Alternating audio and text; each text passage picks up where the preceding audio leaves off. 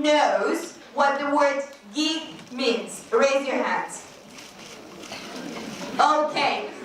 All right. Who knows what the word, what the collocation gig economy means?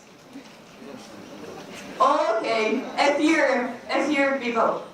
All right.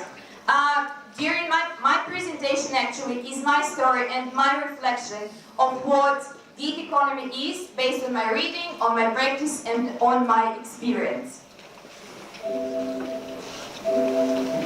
Can you help me with just... Oh yeah, now I have learned how to use it. So, raise your hands who knows me either in person or just is reading me. Okay, a few people. Okay, so then just a few words. So, my name is Marina Kladova and I'm a teacher and teacher trainer. And right now I blog about freelancing and teacherpreneurship.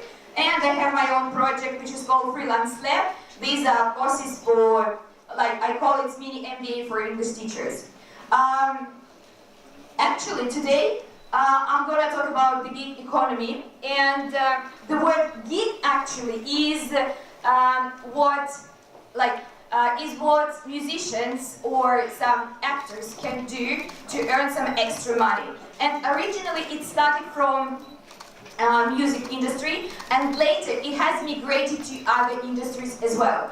And right now the word gig economy actually means small-scale entrepreneurship, which means that nowadays people may have their regular job and still they can have some extra money. For example, all of us know projects like Airbnb, Uber, Etsy, eBay, Avito.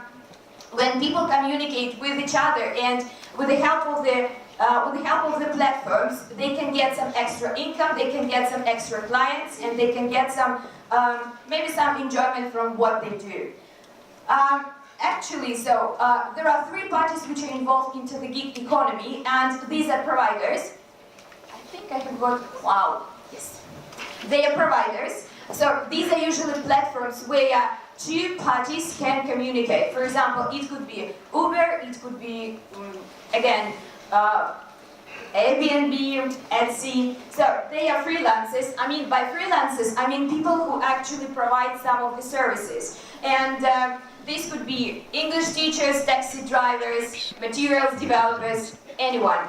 And the last one is clients. These are people who actually buy some services.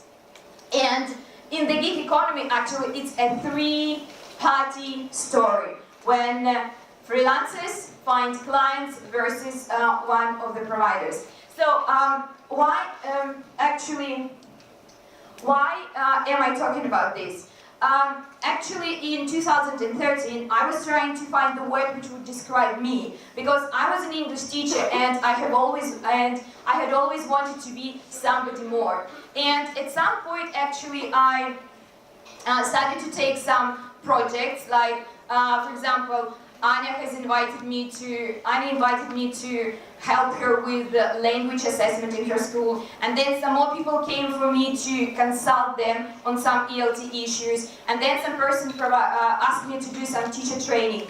And since that time, I have been wondering, like, I'm actually a teacher, but not really a teacher, because I do a lot of different other stuff. And I didn't actually want to have my own school, because I don't want a lot of responsibility, and I want to be very flexible, because I like to travel, I like to have a lot of time. And I have been searching for the word. And in 2013, I found the word which described me, and this word is teacherpreneur. Yes, exactly.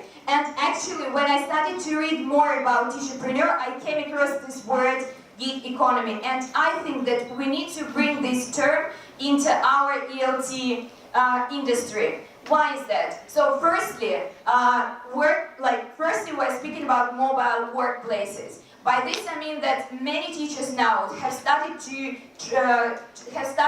work online. Some of them have started to work and travel. So they can travel to another country and still get a contract, for example, with a foreign school if they have got CELTA or Delta. They can just travel and work online with their own students, or they can go, for example, to some platform. For example, do you know what is Uber, for example, in our industry in ELT? So, do you know any marketplaces which could be like Uber in ELT? Profiro. Pardon? Profiro. Profiro. Italki. Sky. Okay, yeah, actually, sir, there are a few platforms where you can find clients, and so it's not a problem anymore. The second point is digitalization. Now we have got more and more people communicating online, and people are getting used to new technologies and new platforms. Therefore, people are not afraid of teaching online, and people are not afraid of studying online, and this is becoming more, more convenient. And therefore, people have got a choice. For example, I, as a client, can choose anyone.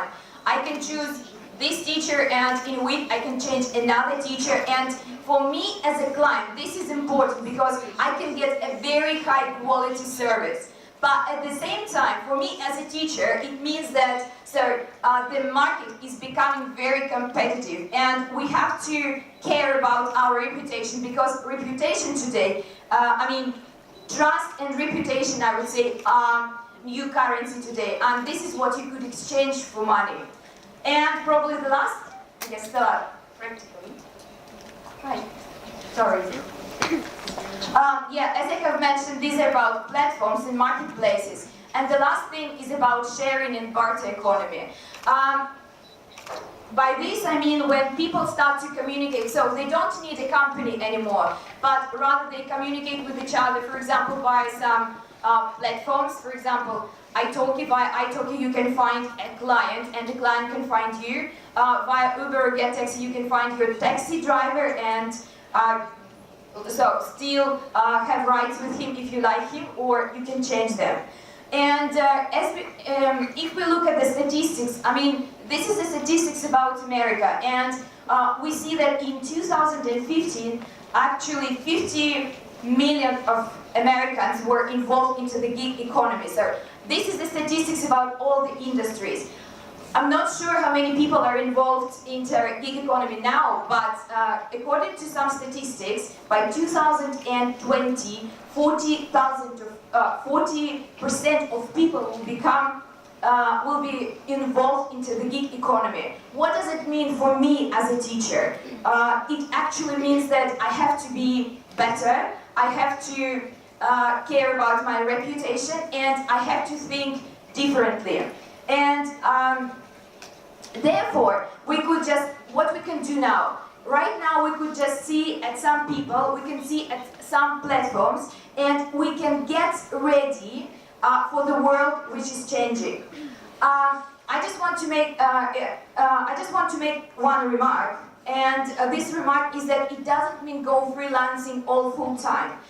So it's about the choice which you have, and it's about what you do now to get ready for tomorrow. Firstly, some people do some book writing, and they can publish their books. For example, some of you maybe know Nick Pichi. So he publishes a lot of materials, and he writes a lot of materials with his wife, and then they publish their own books. They involved in the promotion of these books, so they produce, promote, sell, and then they help people to use these books in their classrooms. It means that, they are all involved into the gig economy, and when people come to them, they actually can write materials for them on the one hand, and they can write materials for themselves. It's about materials writing, and nowadays, for example, we have got a lot of platforms where you can sell your materials. For example, Teachers Pay Teachers or busyteachers.org. You can come to them and suggest your lesson plan, and so it can be posted on the marketplace, and then if your lesson is great, or if you hit the right audience, actually you can get some extra money. And that's probably about passive income, which also we have to think in the gig economy.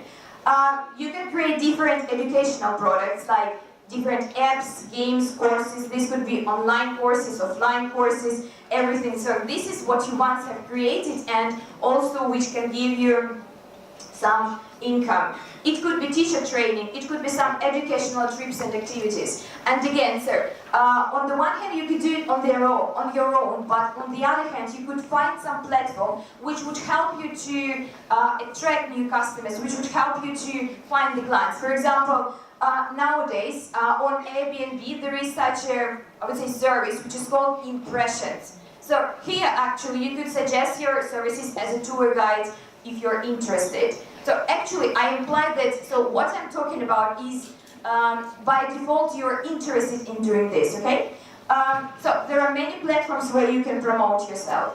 And this requires a completely new set of skills. And as I told you on the example with Nick Pitcher, you have to think like a businessman. So that's why I'm talking about teacherpreneur, like a teacher and entrepreneur. So actually I recommend really people to get some basics about the business side of the things. So if for example, I'm not really interested in promotion, so I have got a lot of partners and I just, so we actually like kind of a barter economy thing, and we exchange, for example, I help them to attract some people, they help me to attract some people. But still you have to have this in mind, like business, this is about product, creating great product, having the right sales channels, thinking about your customers, your customer support, and this could help you a lot to not to survive but to thrive in the growth economy, as I say. The second point is about social capital. So when I came to this stage, I asked you how many people, sir, do you know, sir, with whom you are sitting. So some of you are sitting to the people they don't know, and the richer your capital is, then the more recommendations you can get as a professional, the more contracts you could get. And I think everybody should work on social capital if they want to. And this is of course about ability to take risks, because in gig economy, so if somebody wants stability and they want to be certain about their future, like the gig economy is not for them and they have to live in the old paradigm economy. But if people are ready to take risks, maybe even taking some baby steps, like doing the first steps and having maybe like 1-2 hours of like actually 1 or 2 gigs, maybe a month, a year, a week. No, so yeah, so actually it could be a good start. For some people this is a lifestyle. For example, for me this is a lifestyle, and sometimes when it's very scary, actually I'm afraid of taking risks, but the best way to overcome your fears is just to take this risk, embrace them, and see what happens. And the last thing, I guess, is about personal strength. And it's not only about your physical strength or emotional strength. This strength would be necessary when you fight for your customers, when you fight your own demons, because there are more demons in you than in the outside world, at least in my story. And so I need a lot of strength just to overcome the stress, to overcome some limitations of my mind, and yeah, to get to the next level. And so speaking about personally, so when in 2013, I was very happy that I found my word. Now I'm really researching more about the gig economy, about the trends, and I'm trying to see the opportunity, because I think ELT is some years back.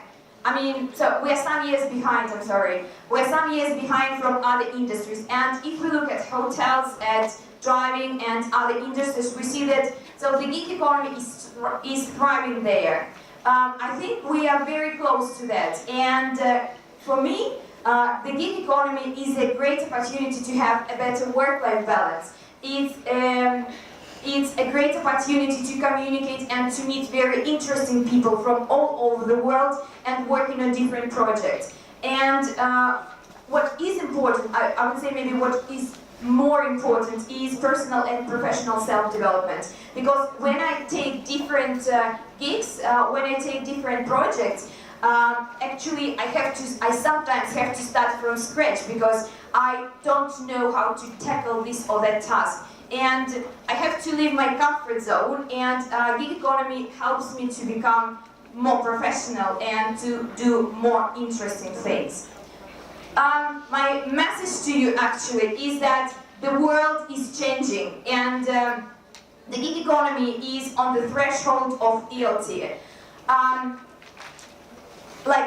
I think, I forgot who told this, like, evolve or die. I think it was Darwin or just some other people. So, the future is uncertain and the world is changing. And if we are not changing with the world, we may be somewhere behind.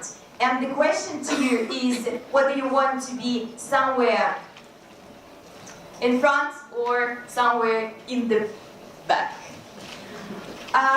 This is it, actually, what I wanted to say. I would be happy to answer some of your questions if you have. I will be somewhere around today and tomorrow, and I would be happy to see you in social networks. Thank you very much. You were a lovely audience.